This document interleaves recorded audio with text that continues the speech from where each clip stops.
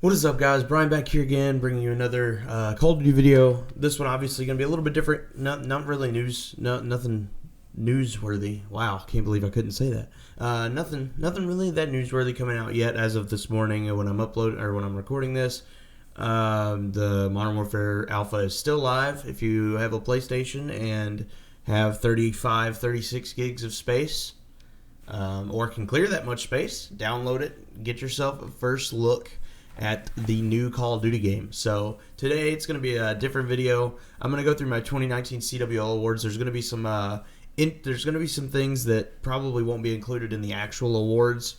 The first thing of the top 5 awards that I'm giving out for MVP, Rookie of the Year, Coach of the Year, and Most Improved, and etc. There will not be a repeat person. So I took that into consideration when deciding my MVP and specifically my Rookie of the Year. And I think you know what I'm talking about. And then I have an all CWL and an all rookie team that I'll show. And these are all my opinions. None of these actually matter. This is just me saying this is what I think, and y'all can destroy me any way you want. So we're going to start with the all CWL team and all rookie team. We're going to start with the all rookie team. This one might not be that great because I might have left a rookie or two off. And rookies, for me, this is their first year in the Pro League. So doesn't matter if they've played in events before. This is a big decision, like a big discussion on one of Crowder's podcasts was talking about what is a rookie, and like, was Kenny supposed to be a rookie? Kenny, they don't think Kenny was supposed to be a rookie. I don't necessarily disagree with that because he did play in events in AW, but it was his first year in the Call of Duty World League. So as a member of the CWL, he was a rookie. So these are all the people that came into their first year in the CWL this year. Whether that be in the middle of the year, at the beginning of the year, you know how it works. So, without further ado, my all CWL rookie team: Simp, Envoy, Brack, Celium, and Abizi. Fun fact: I almost left Celium off this list, not because I didn't think he was good enough, because obviously he's been an absolute machine. But the way he played this year didn't make me think he was a rookie, and I didn't even think about it. And then I saw him when I was going through the stats and stuff, and I was like, "Oh crap." He is a rookie, so I had to put him down. Simp, I mean, we all know why. He's the number one guy here, so I don't want to stress anything on that. He's going to be on this list again. Envoy, we saw what he did with Gen G, and we saw what he did early with the old Midnight team. He was absolute beast. Didn't show up at Champs. Granted, none of the Gen G team really did. So it sucks to end your year like that, but you can't knock what he did throughout this entire year, helping them get 2 second-place finishes and even getting Midnight to that hot start in the league before that whole Midnight drama happened. Brack is my number 3 guy, and these are not in any particular order. I just put them down and replaced people as I went. Brack, I mean, he had an ascent from practically nowhere, it seemed. He just came out of nowhere. Played really well wherever he was, and they gave him a chance. Gave him a chance on LG, and he did everything and then some for them. So he was the guy, and I think he's going to be back doing his normal thing. These guys are the future. Like, these guys are going to be doing it like real good. It's going to be fun to watch them in the future. Celium, I mean, he steps in to FaZe at the PLQ, or steps in this year for FaZe. They don't qualify for the league. The PLQ happens. He goes off the PLQ almost as the sole reason FaZe qualifies for the Pro League in the first place, and then goes on. I think he goes to FaZe Black for a little bit, and then FaZe comes out, and they've got the Scrap Zero, Asim, Celium, Zuma lineup, and he fits right in. I mean, Champs, 49 kills and a Hacienda hardpoint. Absolutely ridiculous. This man fries. Very deserving to be on this team. And finally, Abizi, probably the unsung hero of United, in my opinion, because everybody talks about Simp and talks about Arcides and every occasionally Clay.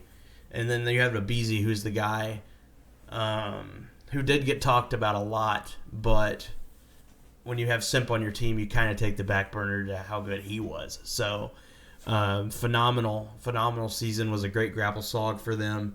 In my opinion, should have won MVP at Champs. So all very well deserving. I think all 5 of these guys are very deserving. If you guys have any counter arguments to anything that I put on here, please leave it down in the comments. I'd love to hear it, and I'd love to debate with you in my comment section about it. So, Simp, Envoy, Brack, Celium, and Abizi are my CWL All-Rookie team. Moving on to the All-CWL team this year, we had Octane, Simp, Dashy, Dylan, and Slasher. So, basically when I was making this, I was thinking, all right, I'm going to get 2 Sogs, 2 Maddox, and an ICR, and this fits perfectly. If I was going to make a CWL God Squad, what would it look like? And I believe this is the right one. Octane has been a force with the ICR all year long. Simp, one of the just absolutely disgusting, honestly. Dashy, I mean, we saw what he did at Vegas. We saw what he did at Champs. Dylan, 24-2 in a hard point against LG. I believe it was LG on frequency hard point earlier this year. Absolutely turned the game on its back. And then Slasher's been one of the most consistent Call of Duty players for years. I mean, he's got a ring under his belt. He's been in grand finals. I believe that was his 3rd grand finals, if I'm not mistaken. This at Champs. So, just he's been one of the most consistent and rock steady Call of Duty players in the last 4 or 5 years. So the only thing that would be a real issue is Octane and Dashy both run the Tempest, but I think if we put one of them on Vision Pulse, I think that would be fine. It might take a little bit away from them, but it is what it is. So moving on, we're gonna go to our caster of the year. We're gonna put him first. This is just my opinion, and this is just based off of like what I liked and how much they made me laugh or how interesting they were as a caster and all this other stuff. So this is just my personal opinion. Doesn't reflect anything of the award if there is one at the end of the year. And for me, it's Miles. Miles was absolutely hilarious all year long. He casted some of the best moments at Champs. You had the Dashy 5-piece, the TJ 7-piece moments later. Simp's 3-piece sniper on Arsenal Search, which was absolutely phenomenal. He just gets the crowd hype. He gets me hype. I loved watching him. Him coming in Champs with the popcorn, the bag of popcorn was just absolute comedy. So this is just my opinion. I think Miles was the best. It was just the funniest, the most fun to watch. So that's just me. Coach of the year. This one was tough because I feel like and most improved rookie of the year and MVP were kind of difficult. And rookie of the year wasn't difficult at all, in my opinion. But coach of the year was kind of difficult. There were a couple good options, but I went ahead and went with Crowder, which is probably the obvious option. Like, he turned that team around. Obviously, adding Priesta made a big difference as well. But I mean, I feel like honestly, Crowder has composure that a lot of Call of Duty players don't, and a lot of Call of Duty coaches don't. Like, he is composed. Like, it doesn't seem like he ever really loses full. He's always that calm, cool, collected head that you guys have in your corner. And I feel like he was a big part in getting his team turned around, getting 100 Thieves turned around at Call of Duty Champs this year, and was a big part in getting them to win London and Anaheim back to back. And I just feel like he was the best option to win Coach of the Year this year. And I feel like wherever he goes now that he's back on phase, whatever happens in franchising, whether he comes back to play or comes back to coach, which I think personally I'd love to see him coach again, because I think he's one of the best. So I'd love to see him play too, but I think coaching is where he's really good. But if he chooses to do content, I'm not going to complain because I love his content too. So Crowder gets my Coach of the Year award. Most improved player this year. This one was a little bit interesting to think of. I had one in mind, then I went through it and I decided against it and changed my mind. I'm going to go with Dens from Team Reciprocity. Now, Dens went from a .88 at Las Vegas with Team Reciprocity to getting bumped into the sub spot, getting dropped off that team and not playing for a few events, to when Tommy had his issues, his mental issues, which thankfully they're done and dusted and he's back playing.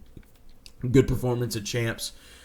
Den stepped in, minimal practice that you can have, and turned up with a 1.27 adjusted KD. We're going to talk AKD this entire time, so that's pretty much the entirety of it. So anything that I say number-wise is pretty probably AKD. So a 1.27 at Anaheim, which is massive. And I feel like the team went as he and Dylan went.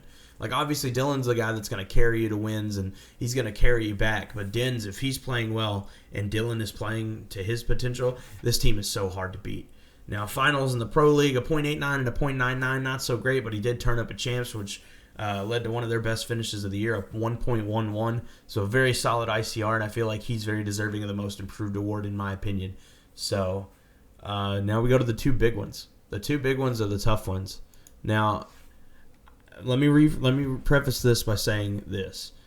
I made sure that we did not repeat people in my main awards. So the person that wins Rookie of the Year could very well win MVP.